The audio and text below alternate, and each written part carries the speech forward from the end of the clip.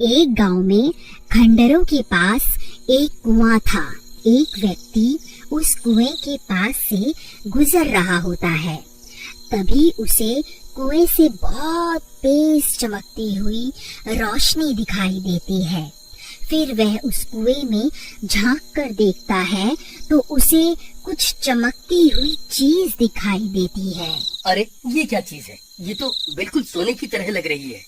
फिर वह सूखे हुए पेड़ की मदद से कुएं में उतर जाता है। अरे वाह वाह, ये तो सोने का सिक्का है। लगता है मेरे हाथ कोई खजाना लग गया है। फिर वह सूखी हुई डंडे की मदद से वहाँ खुदाई करने लगता है। अरे वाह, मेरा शक तो सही निकला। मैं तो सच में माला माल हो गया। फिर वह और सिक्कों के लालच में और गहरा गड्ढा खोद देता है। तभी उस गड्ढे में से एक हीरे की अंगूठी मिलती है। वह उस हीरे की अंगूठी को खींचने की कोशिश करता है तो अंगूठी के साथ साथ पूरा का पूरा हाथ ही बाहर निकल आता है। यह देखकर वह बहुत घबरा जाता है और उस हाथ से अंगूठी निकालकर जल्दी से पेड़ की मदद से कुएं से बाहर निकल जाता है और वहां से भाग जाता है। फिर एक दिन उस कुएं के पास से गुजर रहा होता है। इतनी तेज रोशनी देखकर वह चौंक जाता है और कुएं में झांकने लगता है। तभी वह खूनी हाथ उसे कुएं के अंदर खींच लेता है। अरे कोई मुझे बचाओ! अरे बचाओ बचाओ! मेरी अंगूठी मुझे वापस लौटा दे, वरना तेरे टुकड़े टुकड़े करके खा जाऊंगा। कंकाल भाई, मैं तो सिर्फ इस कुएं में झांक कर देख रहा था। मुझे नहीं पता आप किस अंगूठी की बात कर रहे हो। कंकाल भाई, मुझे जाने दो। झूठ मत बोल, तूने ही मेरी अंगूठी चुराई है। उसे मुझे अभी के अभी वापस कर दे। हे भगवान, अब मैं इस कंकाल को कैसे यकीन दिलाऊं कि इसकी अंगूठी मैंने नहीं चुराई। अरे कंकाल भाई, मेरा विश्वास करो, मैं सच बोल रहा हूँ। चाहे तो मेरी तलाशी ले लो। अगर तूने मेरी अंगूठी नहीं चुराई तो फिर किसने चुराई है? जल्दी उसका नाम बता। हे कंकाल जी, मुझे नहीं पता कौन कमबख्त आपकी अंगूठी चुरा कर भाग गया है। हे भगवान, आज तो बाल बाल बच गया। लेकिन वह हाथ किसका हो सकता है? अरे यार, कहीं वह हाथ किसी भूत प्रेत का तो नहीं था? हे भगवान, कहीं मुझसे कोई गलती तो नहीं हो गई? अजी, ये आपके हाथ में क्या है? अरे वाह, आप तो बड़े छुपे रुस्तम निकले जी। ये अंगूठी मैं तुम्हारे लिए ही तो लाया हूँ।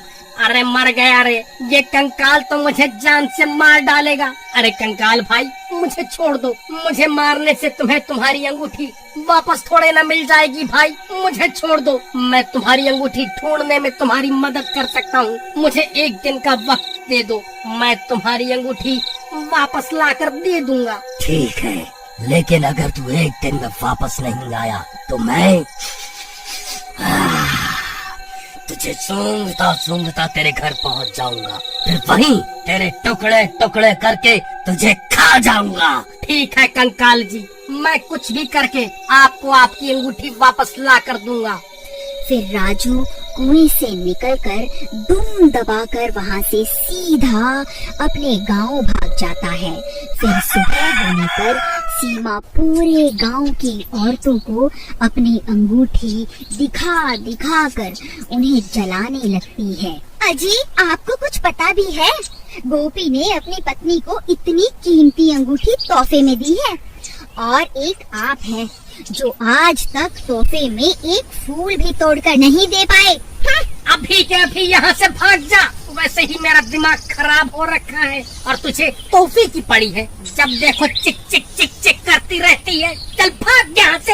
ये कैसे हो सकता है? वह भूखा गोपी तो लोगों से उधार मांगता फिरता है, भला उसके पास इतनी कीमती अंगूठी खरीदने के पैसे कहाँ से आए? जरूर दाल में कुछ काला है। फिर वह भागता भागता गोपी के घर पहुंच जाता है। अरे गोपी कहाँ है? जल्दी बाहर निकल। ऐ चोर, कहाँ छुप कर बैठा है? जल्दी बाहर निकल। अरे अरे, ये चोर चोर क्या लगा रखा है? सही तो कह रहा हूँ, जल्दी उस गोपी चोर को बाहर भेजो, और जो तुम ये अंगूठी पहनकर पूरे गांव में घूम रही हो ना, ये वही अंगूठी है जो तुम्हारे पति ने उस कंकाल के हाथ से चुराई है। अरे भाई क्या हो गया, ये सुबह सुबह इतना शोर क्यों मचा रहे हो? देखिए ना, ये कमबख्त राजू बोल रहा है आपने ये अंगूठी किसी कंकाल के हाथ से चुराई है। अरे नहीं नहीं, ये तो मैं शहर से खरीद कर लाया हूँ। राजू, तेरी इतनी हिम्मत, मुझ पर चोरी का इल्जाम लगाता है? मैं अच्छे से जानता हूँ, जब से मैंने अपनी पत्नी को कीमती तोहफा दिया है तब से तुम सब गाँव वाले जले भुने बैठे हो, इसीलिए अनाप शनाप बातें किए जा रहे हो।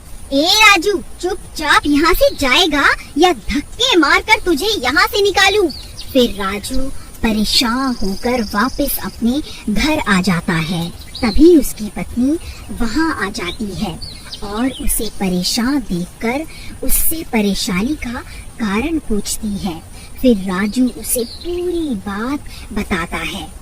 अरे दैया रे दैया, हम ये किस मुसीबत में फंस गए। अजी आप अभी के अभी उस सीमा से अंगूठी लेकर उस भूत को वापस कर आओ, नहीं तो रात होते ही वह भूत यहाँ आ जाएगा। अरे भगवान, मैं गोपी के घर गया था, लेकिन उन्होंने मुझे धक्के मारकर घर से बाहर निकाल दिया। अजी मुझे लगता है वह इतनी आसानी से अंगूठी नहीं देने वाली, मेरे पास इसकी एक तरकीब है। फिर रात होते ही राजू और अनीता गोपी के घर के बाहर पहुंच जाते हैं। भगवान, वह देखो, ये वही अंगूठी है जिसकी तलाश में हम यहाँ आए हैं। अजी लेकिन हम इसकी अंगूठी उतारे कैसे? अगर हमने कोशिश भी की तो ये उठ जाएगी।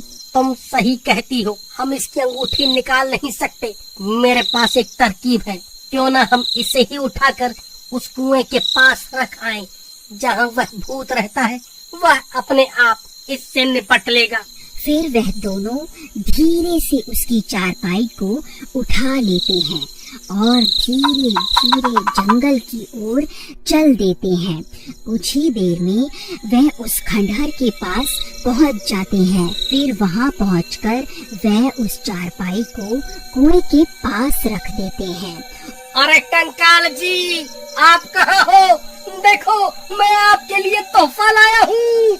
आप खुद ही बाहर आकर अपनी अमानत वापस ले लो। चलो प्रीतम, हमारा काम तो हो गया, अब यहाँ से जल्दी से निकल लेते हैं। फिर वह दोनों वहाँ से भाग जाते हैं और एक पेड़ के पीछे जाकर छुप जाते हैं।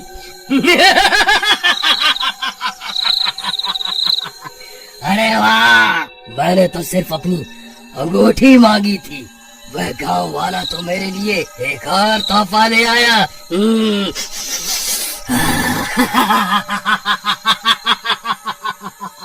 हे भगवान, ये सीमा कहाँ चली गई? उसकी तो चारपाई भी गायब है। कमबख्त मेरी पत्नी को चारपाई के साथ ही उठा कर ले गया। अरे प्रीतम, प्रीतम तुम कहाँ चली गई? तभी गोपी सीमा की तलाश करने लगता है। अरे भाई, तुमने मेरी पत्नी को कहीं देखा है क्या? हाँ भाई, अभी अभी वो राजू और उसकी पत्नी तुम्हारी पत्नी को चारपाई पर लेटा कर कहीं ले जा रहे थे। मुझे लगा शायद तुम्हारी पत्नी की तबीयत खराब होगी। हे भगवान, कहीं वह दोनों उस खंडहर की तरफ तो नहीं गए? फिर वह भी भागता भागता उस कुएं के पास पहुंच जाता है और वहां पहुंचकर हैरान रह जाता है। अरे नास मिटो, मेरी पत्नी को उस भूत के हवाले क्यों कराए? अरे मर गई रे, ये मैं कहाँ आ गई? कहीं ये कोई सपना तो नहीं है? नहीं मेरी रानी, ये कोई सपना नहीं है, मैं ही तुम्हारा राजा हूँ। तभी तो तुमने मेरी दी हुई अंगूठी पहनी है। चलो अब कुएं में चलते हैं, अब से वही तुम्हारा नया घर है। फिर वह कंकाल सीमा को अपने कंधों पर उठा लेता है और उसे कुएं में ले जाता है। अगर आप आगे की कहानी देखना चाहते हैं तो कमेंट करके जरूर बताएं।